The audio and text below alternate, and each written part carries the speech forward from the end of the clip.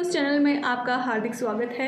आए दिन जन समस्याओं को उठाने वाले जन सेवक नरेंद्र गुर्जर द्वारा 8 सूत्रीय मांगों को लेकर कल 11 मार्च को सुजानगढ़ में नगर परिषद के बाहर एक अनिश्चितकालीन धरना प्रदर्शन शुरू किया गया, जिसका आज दूसरा दिन है।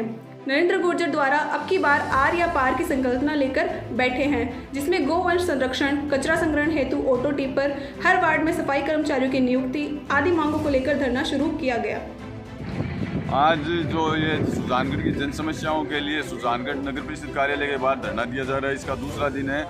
और ये धरना सुजानगढ़ की जन समस्याओं को लेकर दिया जा रहा है, जिसमें शहर में ऑटो टिपर जो कचरा संग्रहण डेपो है उसकी व्यवस्था सही तरीके से नहीं है। कुछ वार्डों में तो वो दिन में 3-3 चक्कर काट लेते हैं और कुछ वार्डों में 8-8 दिन भी नहीं जाते हैं। और अगर जाते हैं तो न तो इनकी जो टेप है वो आवाज़ करती है और न ही पता चलता है कि इनका कोई निश्चित समय भी नहीं है, जाते हैं तो कब जाते हैं कब आ जाते हैं। इसके अलावा जो सफाई कर्मी है उनका कई वार्डों में तो 3-3 4-4 को लगा रखा है, कई वार्ड में एक भी नहीं है, तो ये व्यवस्था भी सही नहीं है। इसके अलावा जो अपनी बाईपास रोड है इस पर एक बड़ा नाला बना हुआ है, वो नाला खुला रहता है, उससे आए दिन दुर्घटनाएं होती रहती है। कई बार उसके अंदर आदमी गिर जाता है, कई बार जानवर गिर जाता है, इस पर भी प्रशासन ध्यान नहीं दे रहा है।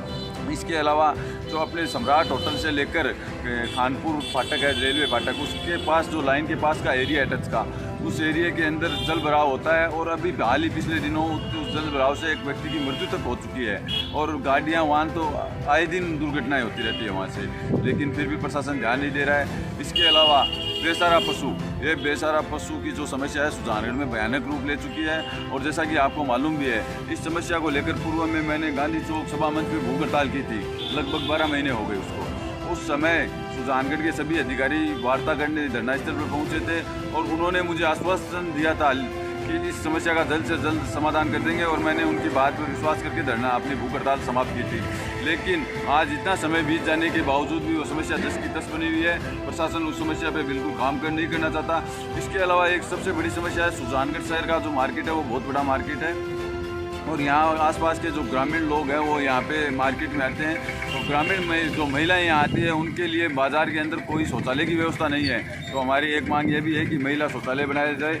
एक आधा शौचालय है तो उसकी प्रारूप कोई सफाई व्यवस्था नहीं रहती और गेट वगैरह टूटे रहते हैं। इसके अलावा जो अपने ये बेसहारा पशुओं के लिए मैं इन लोगों से पूछना चाहता हूँ कि आपने उस समय गांधी चौक के धरने पर हमें आश्वासन दिया था और आपके कहने पे हमने धरना समाप्त किया था, तो ये क्या प्रगति रिपोर्ट है उसकी? उस धरने के आश्वासन पे इन्होंने क्या काम किया? इतना समय बीत जाने के बावजूद भी इनने उस समस्या का निदान क्यों नहीं किया?